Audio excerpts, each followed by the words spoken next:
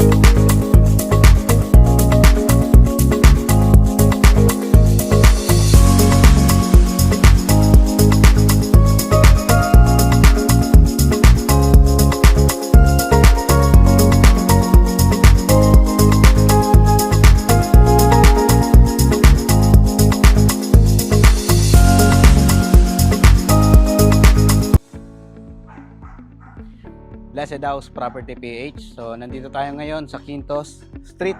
Yan. Pakita natin yung street natin. Napakaluwag. Yan. And dito sa right side natin, papuntang UST. One short ride lang po. Ito po yung unit natin. Yan.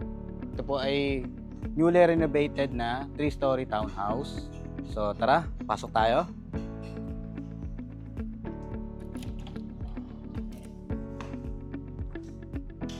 So, ayan.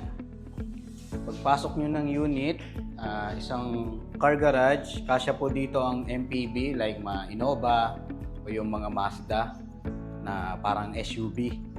So, ayan. Kung makikita nyo, high ceiling po yung unit natin. Newly renovated po siya na unit, kaya ano siya, maliwalas tignan. So, at yung ating screen door, ayan, naka-sliding.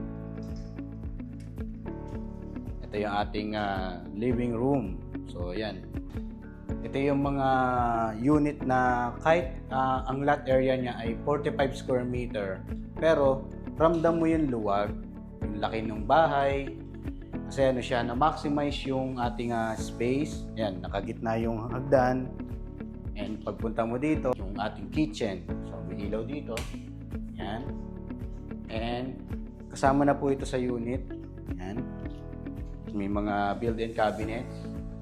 Tapos, may auxiliary kitchen pa tayo dito. Dito na rin yung ating air well. So, ayun, makikita nyo maluwag, no? So, kung bubuksan nyo yung itaas, talagang mararamdaman yung hangin. Yan. Even itong unit natin ay hindi kulog. Yan. At tapos, meron tayo ditong service bathroom. Yan. May shower po dito. Yan. So tara, akit tayo. Unahin natin itong master's bedroom. And dito sa hallway natin, may storage tayo dito sa ilalim ng hagdan. At ito yung ating master's bedroom. Kung mahilig kayong magbasa-basa, may naka-install na dito na lagay ng mga books. Yan. Tapos ito yung cabinet nyo. Yan. Huwag na lang natin buksan, pamulaglag yung mga gamit. Ayan, ito yung ating bedroom. So, maluwag siya. So, makikita nyo naman, kasya po dito ang king size na bed. Both side, malalakaran nyo pa. Ayan. And by the way, sa unit dito, kasama na yung aircon natin. Inverter na po yan. Call-in. At may balcony po tayo dito. Ayan. So, hindi na kayo mamumroblema magpalagay ng harang, ng gate. Naka-install na po. Yan. Sarado natin. May screen door na rin po yan kung sakaling gusto niya lang po ng fresh air. Ganun din. Bawat kwarto natin may sariling bathroom. Yan. May lavatory. Yan po. At may shower enclosure. Dito na rin po yung ating shower. Yan. So, doon na tayo sa ating second bedroom.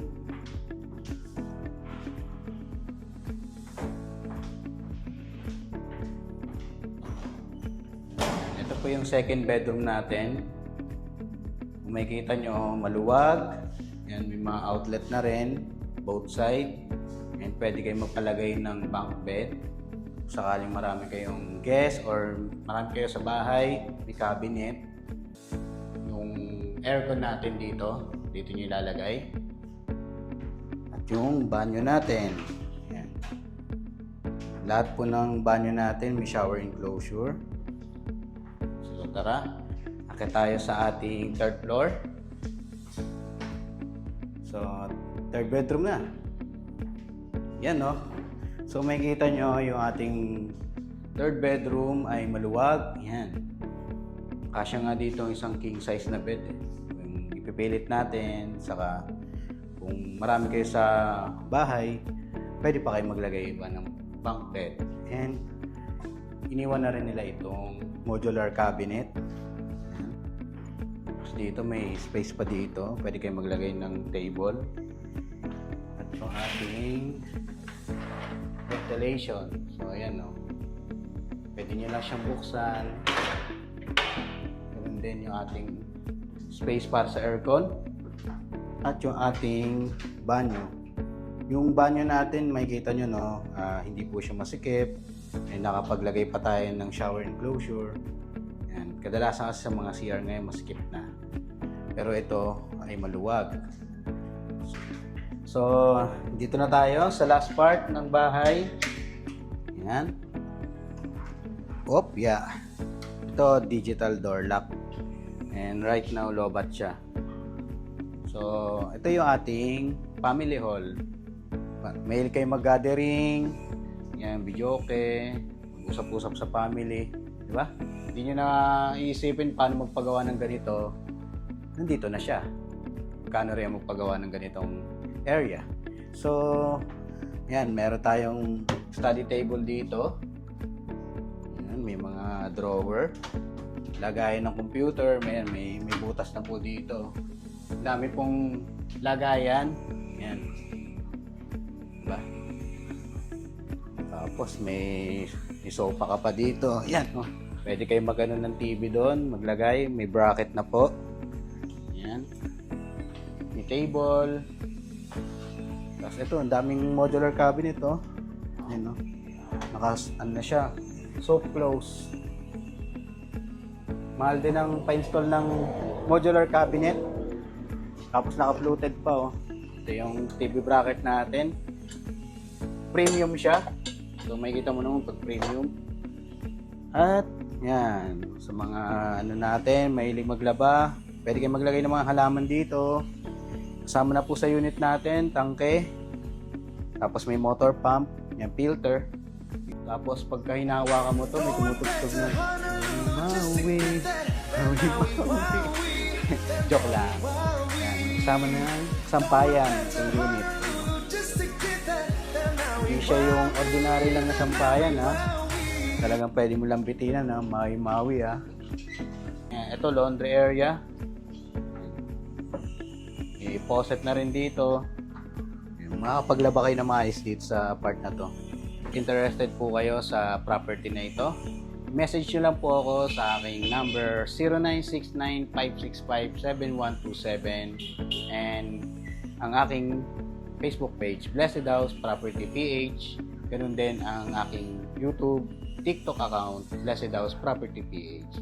And ito nga pala yung description ng unit natin. Ito po ay may lot area na 45 square meter and floor area of 135 square meter na may 3 bedrooms with own bathroom.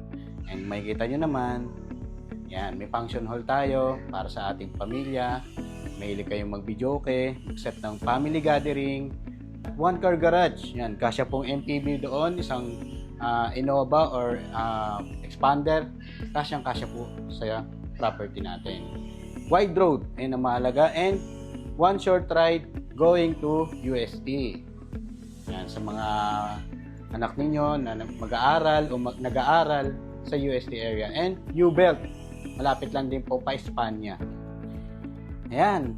So, if hindi ka busy ngayon bago mag-Christmas, napanood mo ang house tour vlog na ito, tara, Mag-set na tayo ng actual viewing nang ma-appreciate mo ang ganda ng unit na ito.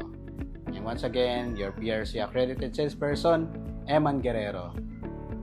Blessed House Property PH. God bless. Bye-bye.